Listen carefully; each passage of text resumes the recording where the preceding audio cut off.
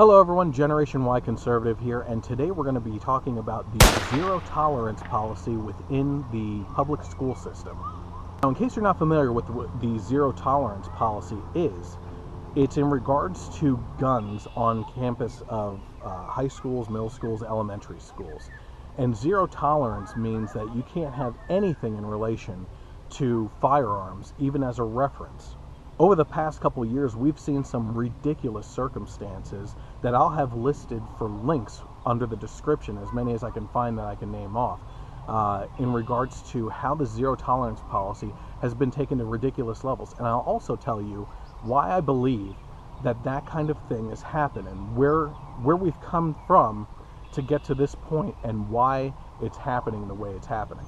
In one case, a child cut out a piece of paper into the shape of a gun, and they were expelled or suspended. In another case, a kid ate a Pop Tart into the shape of an L or a gun and was suspended for that. There's even been cases of kids going into school with a G.I. Joe figure gun, which is no bigger than the size of a quarter, and getting expelled or suspended for that as well.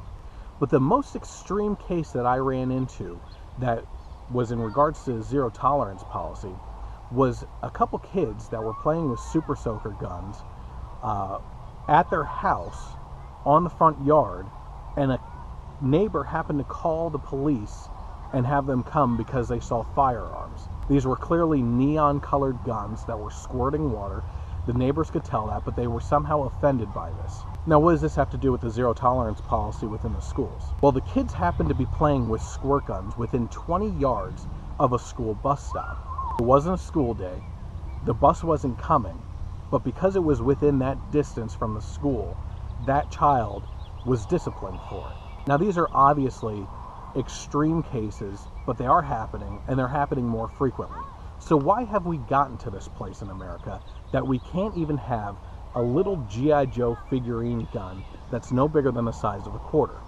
It has to do a lot with progressivism. Now, progressive is a term that you may have heard coming from the Republican side or conservative side in regards to both Democrats and Republicans. There's progressives on both sides.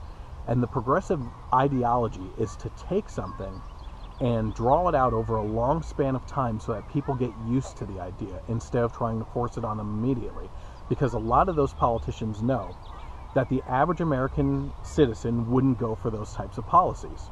So, for example, in regards to guns and firearms, it wasn't too long ago, right before my time in high school, to be honest with you, that kids were bringing firearms to school in the back of their trucks. Schools were actually teaching firearm safety classes, how to properly handle a gun, how to shoot a gun, the safety surrounding guns. That's all gone away now. And a lot of it has to do with the Columbine incident in the early 2000s, or 1999. Fact is, a lot of kids were able to have a shotgun mounted inside their truck at the high school, at any of these rural townships, like the one I'm in right now out in the country, and a kid would pass by and there wouldn't be a big issue of it. They'd look in the truck and see that there's a shotgun in there and there would be no big deal. If it happened today, it would cause a total town meltdown and shutdown. All roads would be closed off. The FBI and SWAT would come into the school district and drag the kid out by the back of his collar and send him to jail for a certain period of time, into juvie. And that gun was doing nothing but sitting in the back of the truck. But it's the intention that they believe it came to at this point. So again, progressivism. What does that mean and how did we come to this point? Well, on the left, the liberal side has always had a big issue against firearms and the Second Amendment. So instead of outwardly going after it and trying to ban guns, they've done things over the years, for example, banning certain types of ammunition and certain types of guns. Because eventually, if you ban that, after a decade or so, those people in that generation will grow up and believe that, well, since that gun was banned, the new dangerous gun, the most dangerous gun in this case, would be this new gun. So they ban that one. A couple more decades go by, and you get a new gun, the most insanely dangerous gun of that time that gets banned. And it keeps on happening over a span of time, and you slowly lose that right. And eventually they win. So in this case, trying to scare kids with what firearms are. We no longer have firearm safety classes in the school. You can't have a G.I. Joe gun in your pocket that's the size of a quarter, and you can't even cut a piece of paper out to look like a gun.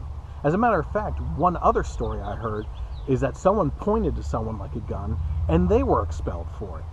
Now the teachers are able to say, hey, the reason why you're getting expelled is because firearms are really dangerous. So even this little toy gun that you're holding right now is a symbol for something that's so dangerous and kills a lot of people.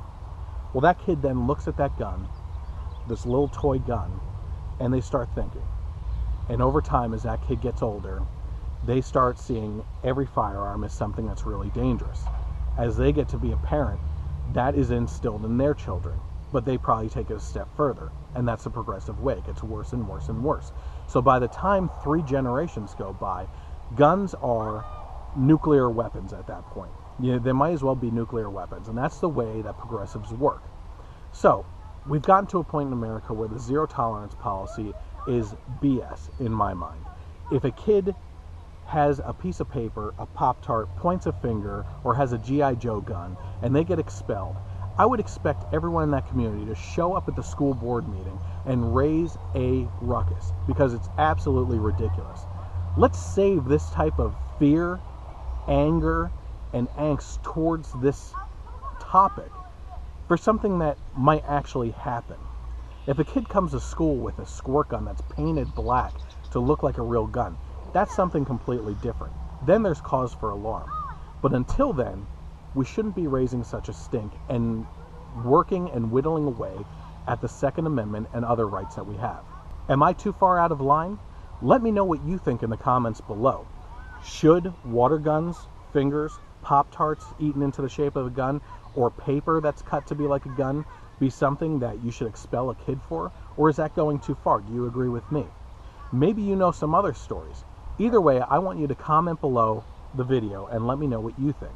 Thank you for watching today's video. If you're interested in more videos from the Generation Y Conservative, you can click over here to subscribe to my channel.